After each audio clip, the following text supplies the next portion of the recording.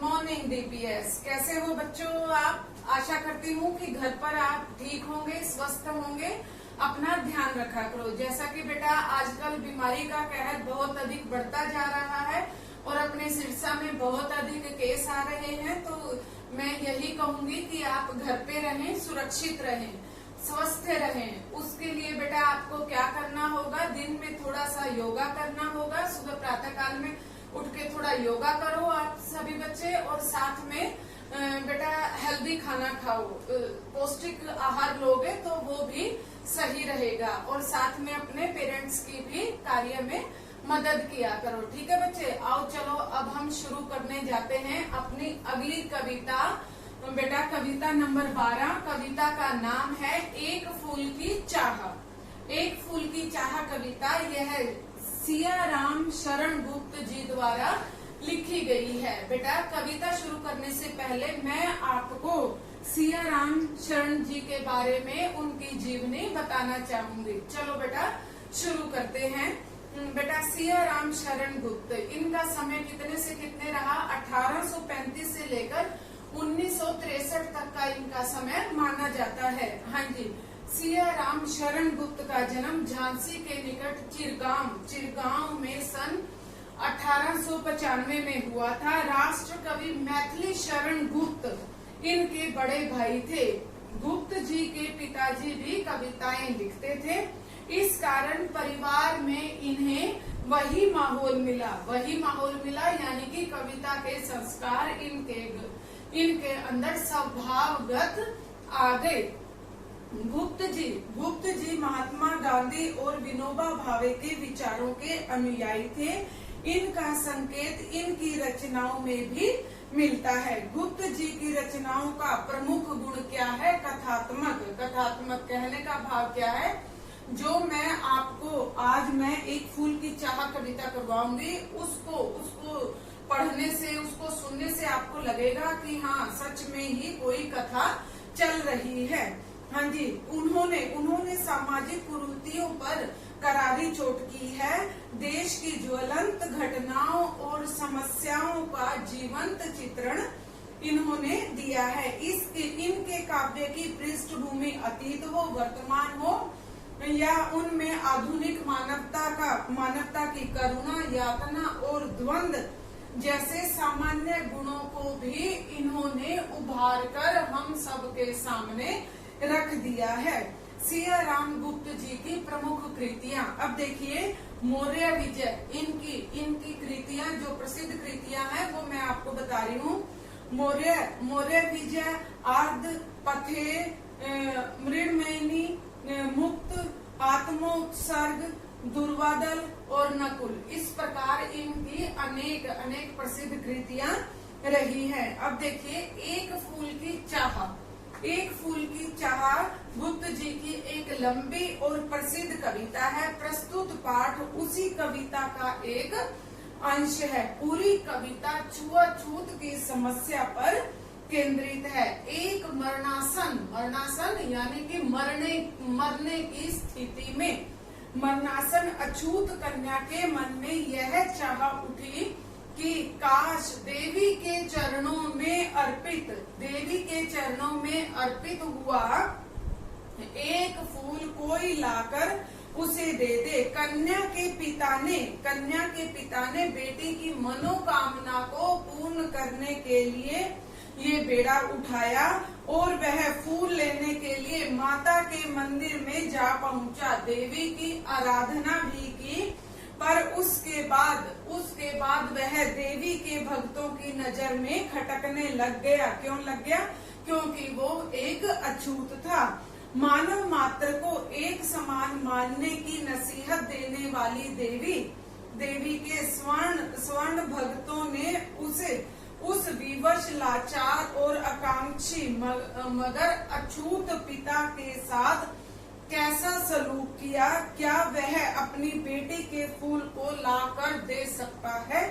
यह कविता एक मार्मिक दृश्य को दर्शाती है। आओ चलो हम कविता को पढ़ते हैं। हाँ जी, उद्वेलित कर अश्रु राशियां, हृदय चिंताएं धधकाकर महामारी प्रचंड हो फैल रही थी इधर उधर।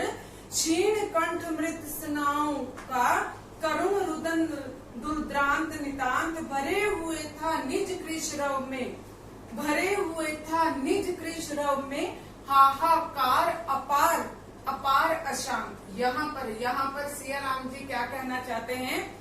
उद्वेलित, उद्वेलित का अर्थ क्या होता है? जो हृदय में भाव विहोर होते हैं, वो उठ रहे होते हैं। अश्रु राशियां यानी कि आंसुओं की लड़ियां। हृदय चिंताएं यानी कि हृदय में जो आशंका रहती है कि कुछ गलत न हो जाए, धधकाकर जलाकर।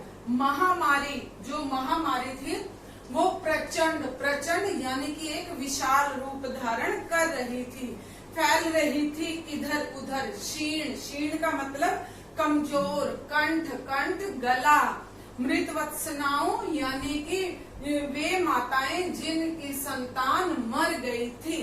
भरे हुए था निज कृश, भरे हुए था जिनका गला भरा हुआ था, और वो रो रो कर कृश यानी कि कमजोर, रव यानी कि शोर, जो रो रो कर कमजोर शोर वाला गला हो गया था, और चारों ओर अपार अशांति थी। यानी कि कहने का भाव क्या है? अभी बेटा मैंने आपको एक बार इन एक एक शब्द के अर्थ बतलाए हैं। अब मैं आपके सामने कविता प्रस्तुत करने जा रही हूँ। एक फूल की चाह। हाँ जी, उद्वेलित कर अश्रु राशियां, हृदय चिंताएं धधकाकर, महामारी प्रचंड हो फैल रही थी इधर उधर। कहने का भाव क्या है? यहाँ पर कविवर क्या कहते हैं कि महामारी, उनके समय में एक महामारी बुरी तरह घिरी हुई थी। जिस प्रकार आज के समय में कोरोना वायरस घिरा हुआ है बेटा, उनके समय में कोई प्लेग नाम की कोई बीमारी बेटा उनके चारों ओर फैली हुई थी। उससे जो स्थिति थी वो बहुत अधिक भयानक हो चुकी थी। अब देखिए बेटा, और उस स्थिति को हूबहू उन्होंने बेटा शब्दों का रूप देकर कविता बना दी है। हाँ जी, यहाँ पर कविवर कहते हैं कि माताओं का हाल, जिन माओं की संतानें मर चुकी है, उनका हाल कैसा हो गया था।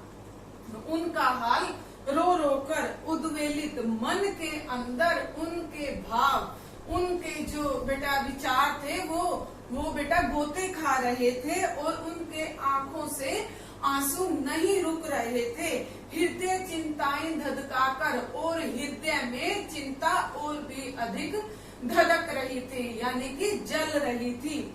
और महामारी प्रचंड हो, और जो वो महामारी थी, जो बीमारी फैली हुई थी, वो प्रचंड रूप धारण किए हुई थी, फैल रही थी इधर उधर, और वो चारों तरफ इधर उधर फैलती जा रही थी। क्षीण कंठ यानी कि जो जिन माताओं की संतानें मर गई थी, उनके कंठ रुक गए थे, रुंध गए थे, क्षीण हो गए थे यानी कि कमजोर हो गए थे। करुण रुदन यानी कि करुणा भरे रुदन से वो बुरी तरह से वो रोए जा रही थी। भरे हुए थी निज कृष्णरव में, और वो अपने कंठ के अंदर, वो अपने गले के अंदर बेटा उनकी आवाज नहीं निकल पा रही थी। रो रो कर इतना अधिक बुरा हाल हो गया था।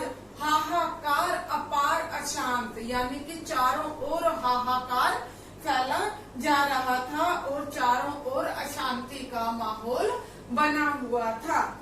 हाँ जी, अब देखिए, बहुत रोकता था सुखिया को, न जा खेलने को बाहर, नहीं खेलना रुकता उसका, नहीं ठहरती वह पल भर। मेरा हृदय कांप उठता था, बाहर गई निहार उसे, यही मानता था कि मैं बचा लूं किस भांति इस बार उसे। यहाँ पर कविवर क्या कहते हैं कि एक छोटी बच्ची है, इतनी सी छोटी बच्ची दिखाई गई है जिसका नाम सुखिया है।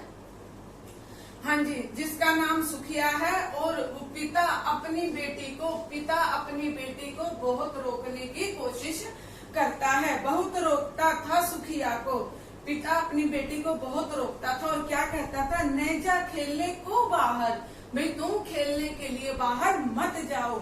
नहीं खेलना रुकता था उसका, उसका खेलना रुक ही नहीं पाता था। मेरा हृदय नहीं ठहरती वह पल भर, और वो एक पल भर के लिए भी घर के अंदर नहीं ठहरती थी। बच्चों का जैसे स्वभाव होता है कि वो बाहर खेलकर खुश होते हैं, उन्हें इस चीज से कोई लेना देना नहीं होता कि मृत्यु आएगी नहीं आएगी, किस प्रकार हम बीमार हो जाएंगे, हमारे पेरेंट्स चिंता करेंगे, इस चीज का बच्चों को बिल्कुल भी अंदाजा नहीं होता और बच्चे खेलने के लिए चले जाते हैं। हाँ, अब देखिए, नहीं खेलना रुकता था उसका, उसका खेलना रुकता ही नहीं था। नहीं ठहरती थी वह पल भर, और एक पल भर यानी कि क्षण भर के लिए भी वो घर के भीतर नहीं रुकती थी। मेरा हृदय कांप उठता था बाहर गई निहार उसे, और मेरा हृदय, पिता का हृदय कांप जाता था कि भाई जब भी वो बाहर जाती तो वो उसको देखने लग जाता था कि हाँ आसपास ही खेल रही है, कहीं दूर तो नहीं है। यही मानता था कि बचा लूं किस भांति इस बार उसे। यहाँ पर कविवर क्या कहते हैं कि लेखक यहाँ पर कविवर कहते हैं कि भाई मेरा मन ये मानता था किसी भांति किसी तरह मैं उस बच्ची को बचा लूंगा, मैं उसके ऊपर कोई भी आंच नहीं आने दूंगा। भीतर जो डर रहा छिपाए हाय वही बाहर आया।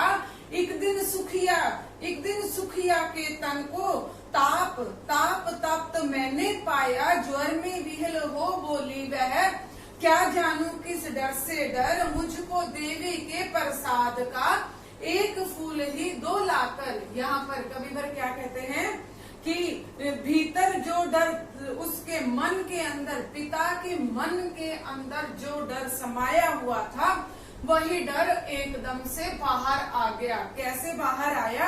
एक दिवस, दिवस का मतलब दिन, एक दिन सुखिया के तनु यानी कि शरीर को ताप तप्त यानी कि बुखार से तपता हुआ मैंने पाया। यानी कि यहाँ पर कविवर क्या कहते हैं कि पिता के मन में डर था कि कहीं वो बाहर गई तो उसको कुछ हो ना जाए, और वो उसका डर बिल्कुल स्पष्ट उसके सामने आ गया। किस प्रकार की एक दिन सुखिया का जो तन था, शरीर था, वो बुखार से तप रहा था। ज्वर में विहल हो बोली वह, यानी कि बुखार में बेचैन होकर बोली, मैं जानू किस डर से डर।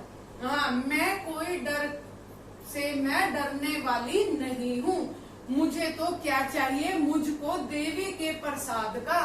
हे पिताजी, मुझे तो किसी चीज का डर नहीं है, मुझे डर से डर नहीं लगता। मुझे तो क्या चाहिए, एक देवी के प्रसाद का मुझे एक फूल लाकर दे दो। ठीक है बच्चे? बेटा आज हमने इस पोयम के बेटा 3 पहरे कर लिए हैं, और साथ में मैंने सियाराम गुप्त जी के बारे में भी बताया है।